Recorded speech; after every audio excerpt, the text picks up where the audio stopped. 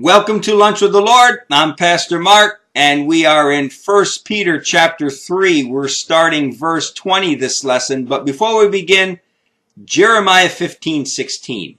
Thy words were found, and I did eat them. And thy word was unto me the joy and the rejoicing of my heart.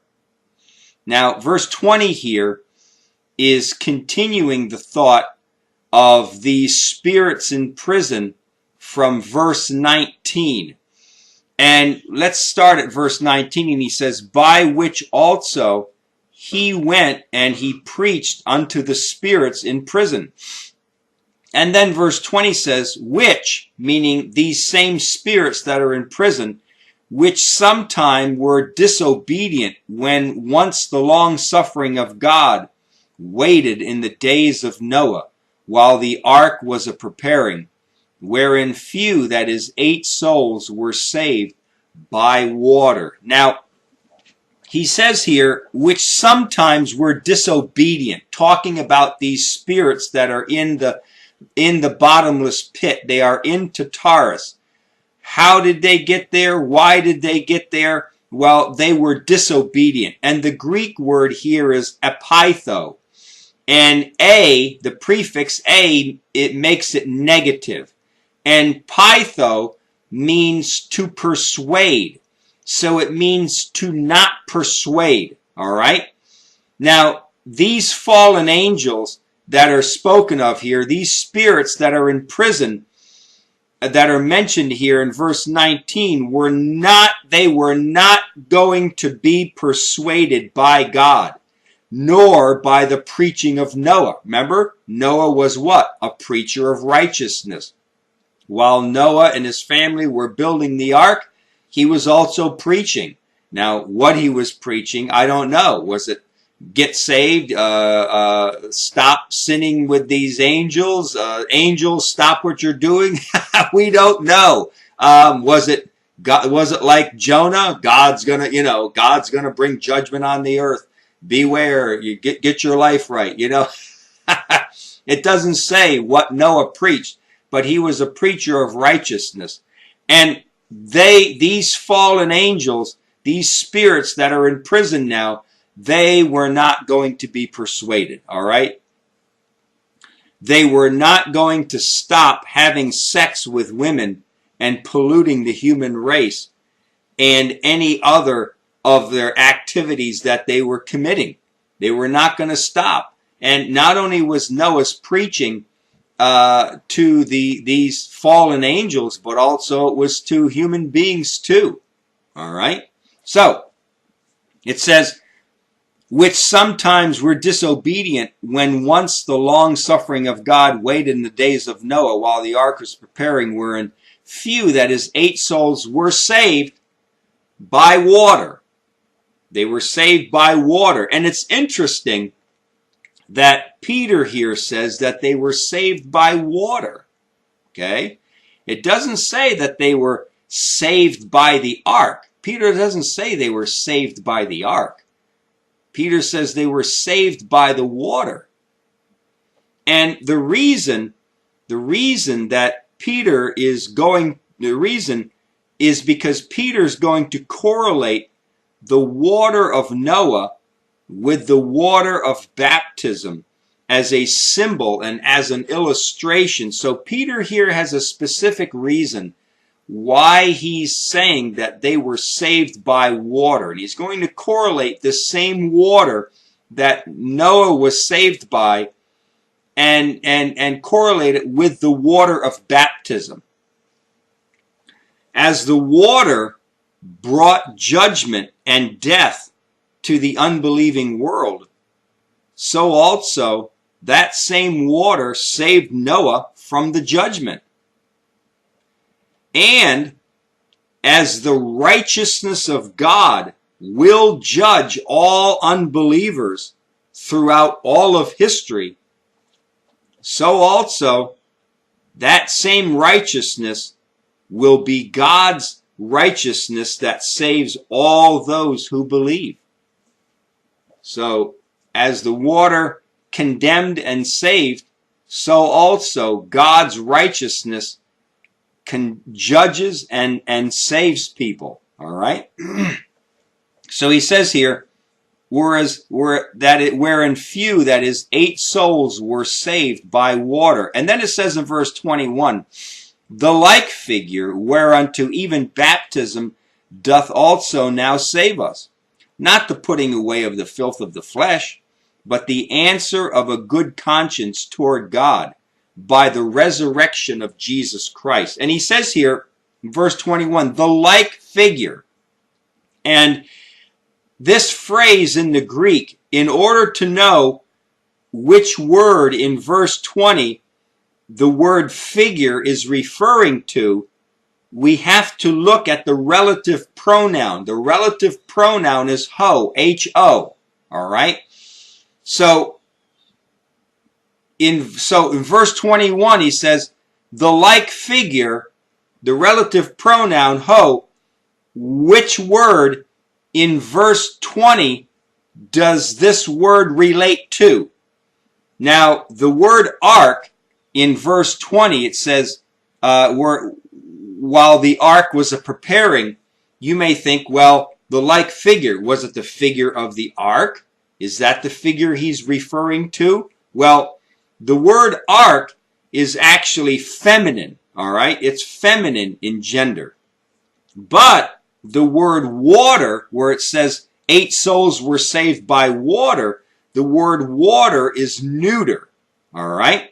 Now, the relative pronoun ho in verse 21, the like figure, is also neuter.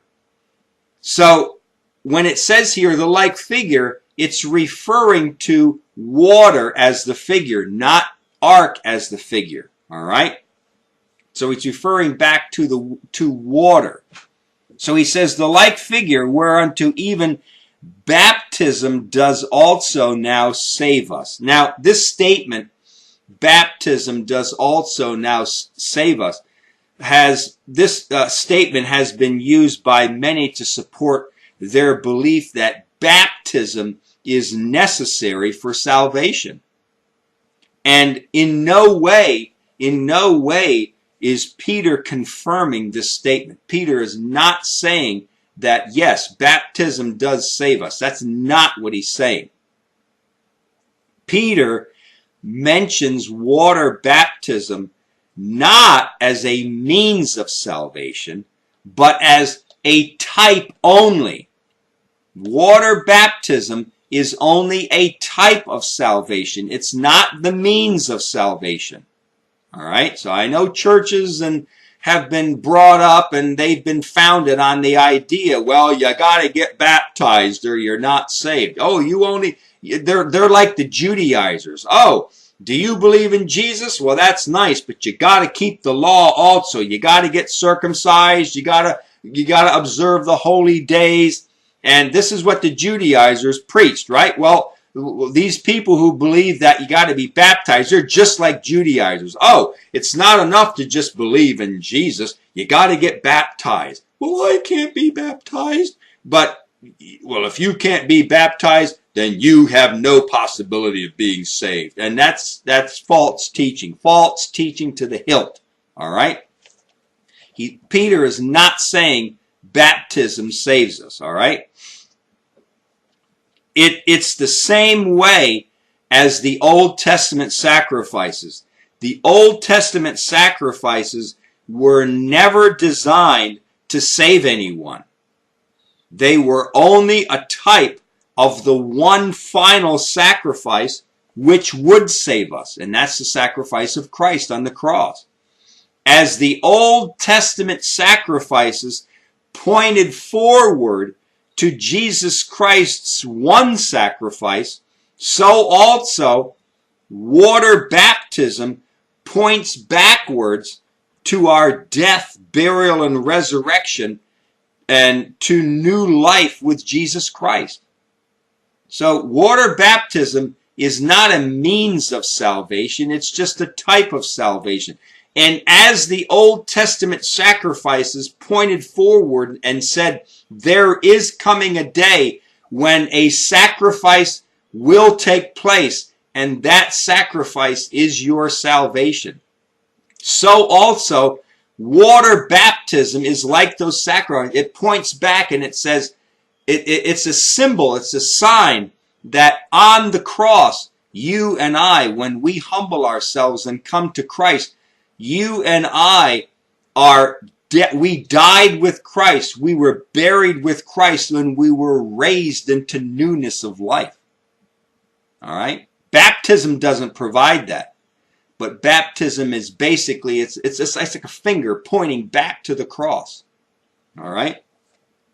It wasn't that the Old Testament sacrifices saved them, but it was the offerer's faith in God as they brought the sacrifice that saved them. You understand? It's not the sacrifice that saved them, but it was the fact that they had faith in God and they brought their sacrifice. That's what saved them. So also, in no way can baptism in and of itself save us. But when a person puts their faith in Christ first, then they obey Jesus Christ and they are baptized, which is an outward show of having faith in Christ. Baptism is that. Baptism is an outward show of a work that has already taken place. Baptism doesn't provide that work. No. Baptism is just a showing to the world of what has already taken place in your heart. All right? It is not the sacrifice nor the baptism which saves anyone, but it is the exercise of faith in Christ which saves us. That's what saves us. As the act of bringing the sacrifice to the altar was an outward expression and testimony of the faith that was in their heart, so also water baptism is only an outward expression of a believer's faith in the death, burial, and resurrection of Christ. And that as I am baptized, I partake. I have partaken of that death, burial, and resurrection. When a person is baptized, they are showing the world that they have already partaken by faith in their death, burial, and resurrection in Christ. The sacrifices and water baptism were only visible testimonies to the world that they exercised faith in Christ. And that's all it is. I know churches and religious groups have built mansions. They've built tremendous buildings on this thought that baptism saves us. You know, Jesus said, Peter said, baptism saves us. Well, that's not what he means. When we study it out, it doesn't mean that at all. Peter isn't even Peter himself who wrote it didn't believe it. Right? Even the author who wrote it didn't believe that. But for some reason, you know, we build these monuments on these theories. Baptism saves us. You got to be baptized. No, you don't have to be baptized. All right? Baptism is only an outward show to the world of what you've already done in your heart, what's already taken place, and that's all it is. Now, I could go into more detailed teaching on this subject, but I'm not going to do it now. I mean, if I ever did, I would put it on my extended teachings here on YouTube, and you could pull that up if I did a special message specifically on baptism. But right now maybe in the future I'll do it, but I'm not going to do it now. But it would take too long to do it here in this lesson, and I'm not going to take the time up. It would have to be a special lesson, but I'm not going to do that. But anyways, we'll get into the next part of verse 21 here next lesson. All right? Until then, walk with the Lord. I know he walks with you.